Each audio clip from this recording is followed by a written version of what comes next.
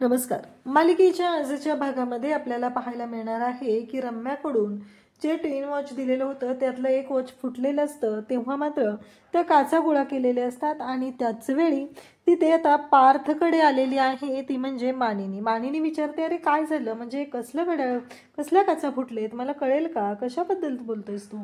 तेव्हा मात्र पार्थ म्हणत असतो की अगं ते काही नाही आई, काय झालंय माहिती का, आणि असं म्हणत तो बोलायला सुरुवात करतो. त्याच वेळी इकडे पाहायला मिळतं की मानिनी म्हणत असते, अरे पण नक्की तुला म्हणायचंय काय. तेव्हा तो सांगत असतो की माझे एक क्लायंट होते, त्यांनी ना ट्विन वॉच आम्हाला दिलेलं होतं आणि माझं वॉच काव्याने हातात घेऊन त्या पाहत होत्या आणि तेव्हा त्यांच्याकडून ते खाली पडलं आणि ते फुटलेलं आहे. मानिनीला मात्र वेगळी शंका येऊ लागते. मानिनीचं असं म्हणणं असतं की नाही, हे काव्याने मुद्दाम तर केलं नसेल ना, म्हणजे काव्याला ते वॉच हवं होतं यासाठी तर तिने असं केलं नसेल ना. अशा वेगवेगळ्या शंका तिच्या मनात आलेल्या असतात आणि ती म्हणत असते की तिने जाणून बुजून तर ते घड्याळ खाली टाकलं नसेल ना, असा प्रश्न मानिनीच्या मनात उभा राहिलेला आहे. इकडे पार्थ मात्र तिला समजावून सांगत असतो, कारण मानिनीला काव्य आणि पार्थच्या संसाराची काळजी आहे. कारण मानिनीला जी गोष्ट समजलेली आहे ती मात्र खूपच भयानक अशी आहे, त्यामुळं मानिनी या गोष्टींचा विचार करत असते. त्यासोबतच इकडे पाहायला मिळतं की रम्या आणि वसू या दोघींचा काहीतरी राडा सुरू आहे. त्यांच्या दोघींमध्ये असं काहीतरी घडतंय की त्या कोणाला ते कळू देत नाहीत. आणि मग वसू म्हणत असते की बघ, आता त्या नंदिनीच्या आयुष्यामध्ये कसा बॉम्ब फुटणार आहे, तिला कळणार पण नाहीये तोपर्यंत असा मोठा धमाका झालेला आहे.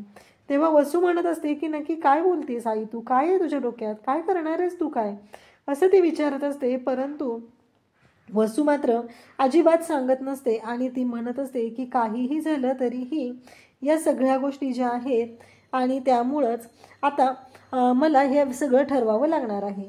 इकडे आता जीवा जो आहे तो खूप चिडलेला असतो. जीवा बाहेर निघून आलेला असतो.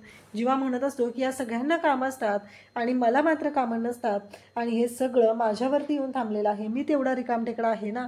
नंदिनी त्याला समजवण्याचा प्रयत्न करत असते, कारण जीवाला टेन्शन आलेलं असतं, कारण त्याला कोणीच वेळ दिलेला नसतो. त्याला नंदिनीशी बोलायचं होतं, पण तो नंदिनी सुद्धा त्याच्याशी बोललेली नसते, का तर ती बिझी आहे असं सांगितलेलं असतं. म्हणून तर जीवाची आता चिडचिड होत असते. त्यासोबतच इकडे पाहायला मिळतं ते म्हणजे जीवा आजच्या भागामध्ये आपण पाहणार आहोत, जीवाला मित्रांचा फोन आलेला असतो आणि त्याचे मित्र त्याच्याशी बोलत असतात. त्याला म्हणत असतात की आपण ट्रेकिंगला जाणार आहोत, असं पण तुला काय काम असतं, तू निवांतच आहे ना.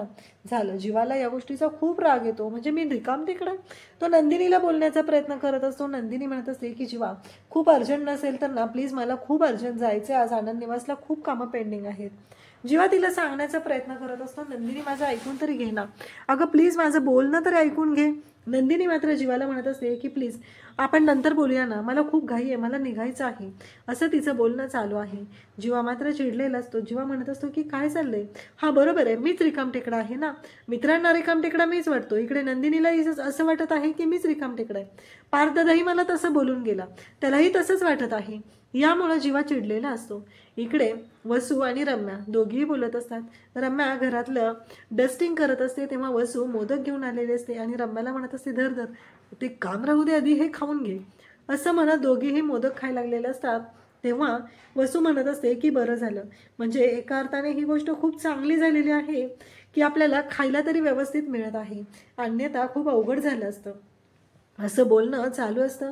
आणि त्यासोबतच इकडे पाहायला मिळतं ते म्हणजे पोस्टमन आलेले असतात आणि मग कोण आले अचानक म्हणत दोघीही जाऊ लागतात.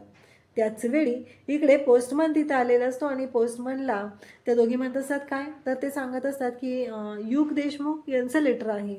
मग रम्या ते घेते, हे रजिस्टर पोस्ट आहे त्यामुळे याच्यावरती साईन करावी लागणार आहे, असंही सांगितलं जातं. मग रम्या त्या लेटरवरती साईन करते आणि त्याचबरोबर इकडे रम्याचं असं म्हणणं असतं की नक्की काय आहे हे, युगच्या कॉलेजचे लेटर आहे, कारण संधीच मिळत नाही असं त्यांचं बोलणं चालू आहे. आणि नेमकी आयतीच संधी आता त्या दोघींच्या हातात आलेली आहे. वसू म्हणत असते की खोलून बघ ना. रम्या म्हणत असते का कॉलेजचं लेटर आहे, त्याला काय खोलायचं एवढं. तेव्हा वसू म्हणत असते की नाही, खोल, असेल काहीतरी, आपल्याला नक्की संधी सापडेल असं म्हणत ती त्याला लेटर खोलायला लावत असते. तेव्हा मात्र ती म्हणत असते अगं आई काय मिळणार आहे याच्यातून. तेव्हा रम्याला ती म्हणत असते अगं बघ, आपल्याला यातूनच एखादी संधी चालून येईल, असं बोलणं चालू आहे. आणि मग तेवढ्यातच युग तिथं पोहोचलेला असतो आणि युग तिच्या हातातून ते लेटर हिसकावून घेतो आणि तिला म्हणू लागतो की काय चाललंय नक्की. नाही, तुमच्या दोघींच्या डोक्यात काय चालू आहे, तुम्हाला कळतंय का तुम्ही काय करताय ते, असं म्हणत युग चिडलेला असतो आणि त्या दोघींच्या हातून ते लेटर हिसकावून घेतलेलं असतं आणि त्यांना म्हणत असतो एवढ्या तर कॉमन सेन्स आहे ना तुमच्याकडे की दुसऱ्याची आलेली गोष्ट तुम्ही स्वतःहून तुमच्या हातात घेऊन बघितली नाही पाहिजे, त्यांच्या परवानगीशिवाय दुसऱ्याचं लेटर उघडलं नाही पाहिजे. रम्या म्हणते युग चुकतोयस हा, तू आम्ही मोठे, तू आमच्याशी या भाषेत नाही बोलू शकत. युग म्हणत असतो की तुमच्याशी कोणत्या भाषेत बोललं पाहिजे, जे काही कांड तुम्ही केलेलं आहे ना त्यानंतर तर मला असं वाटत आहे की तुमच्याशी याच भाषेत बोललं पाहिजे, असं म्हणत युग बोलायला सुरुवात करत असतो. युग चिडलेला असतो आणि त्याचवेळी तो म्हणत असतो की हीच तुमची लायकी आहे. युगला खरं तर खूप राग आलेला असतो. युग म्हणत असतो की तुम्ही माझ्या लेटरला हात लावायचा म्हणजे संबंधच काय आहे, अजिबात नाही, इथून पुढे माझ्या कोणत्याही गोष्टीला हात लावायचा नाही.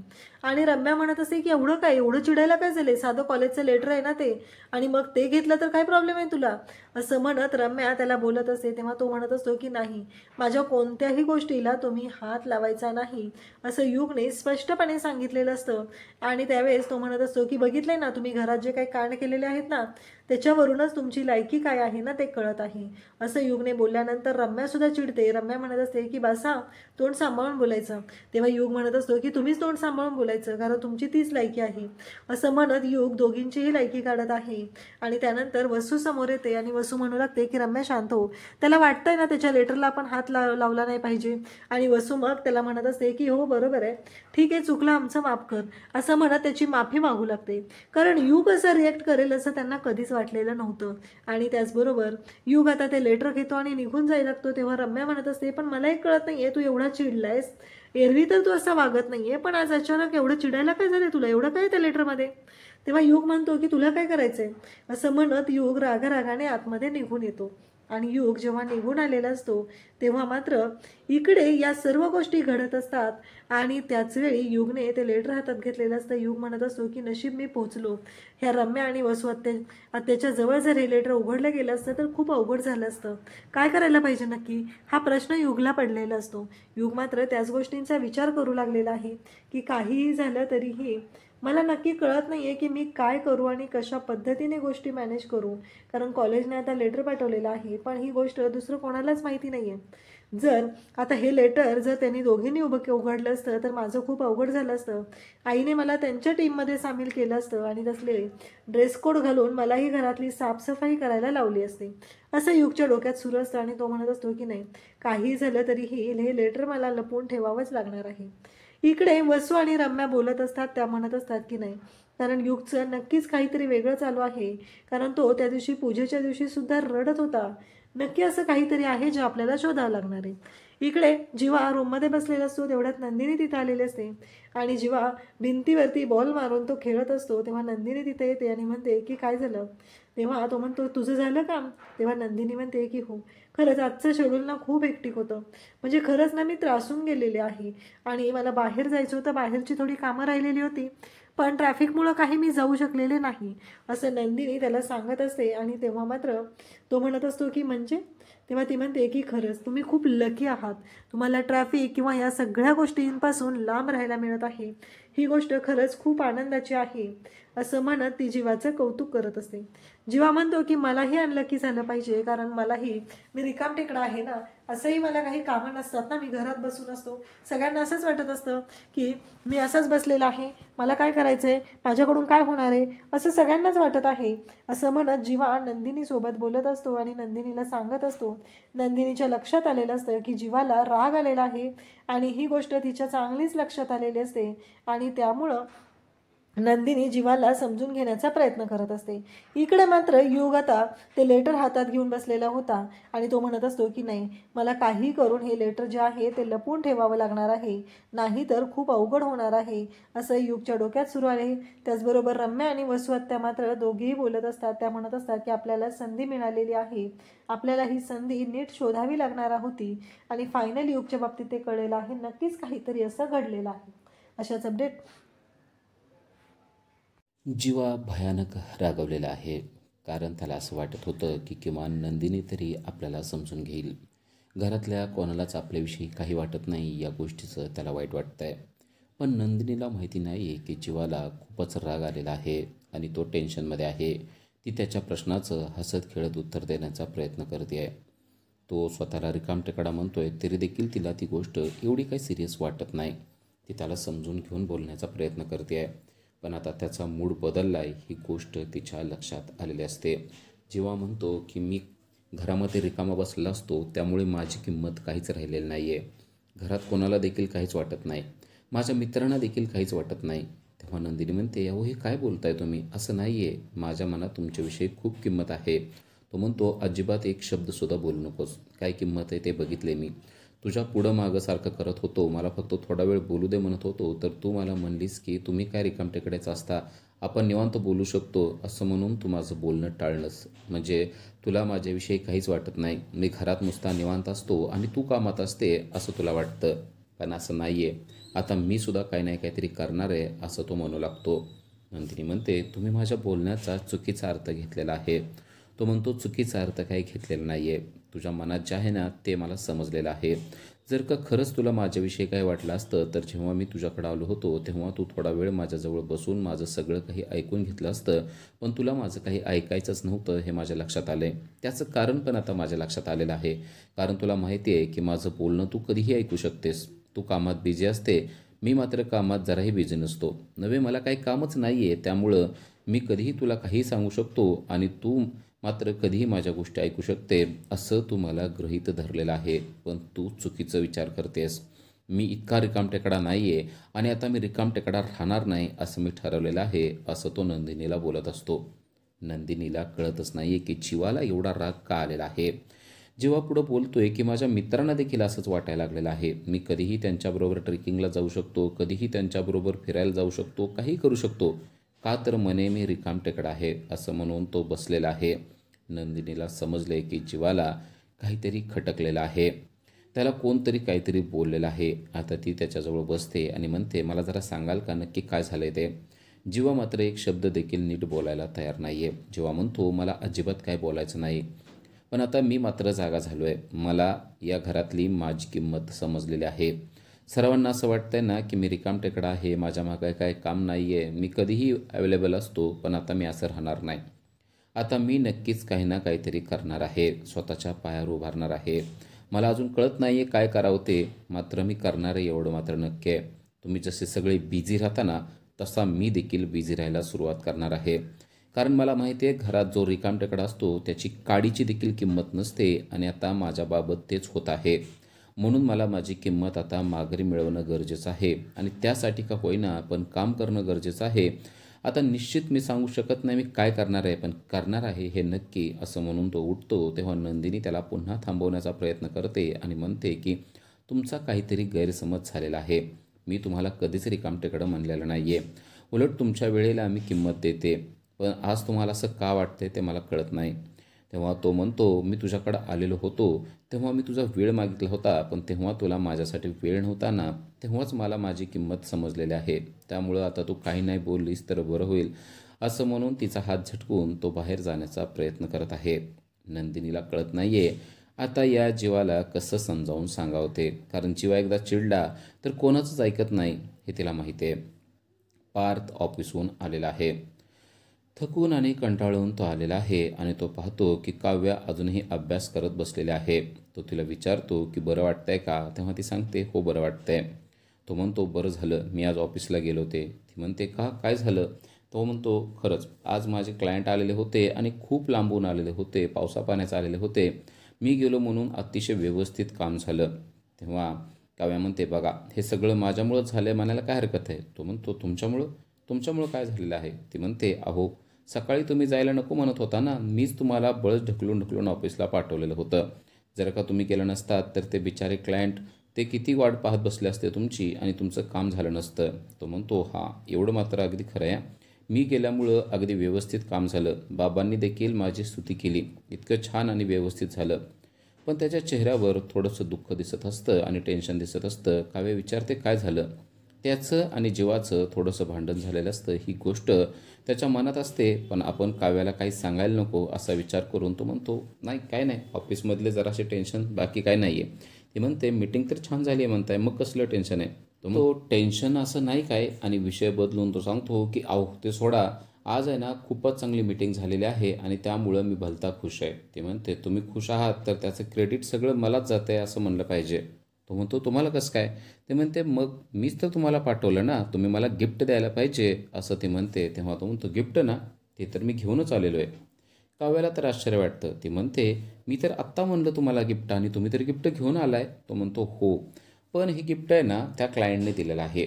त्यांनी आपल्याविषयी रिसर्च केला आहे. ती म्हणते आपल्याविषयी कसला रिसर्च केला आहे? तो सांगतो की आपलं लग्न झालं आहे ना हे त्यांना समजलेलं आहे आणि त्यामुळंच त्यांनी आपल्यासाठी छानसं गिफ्ट आणलेलं आहे.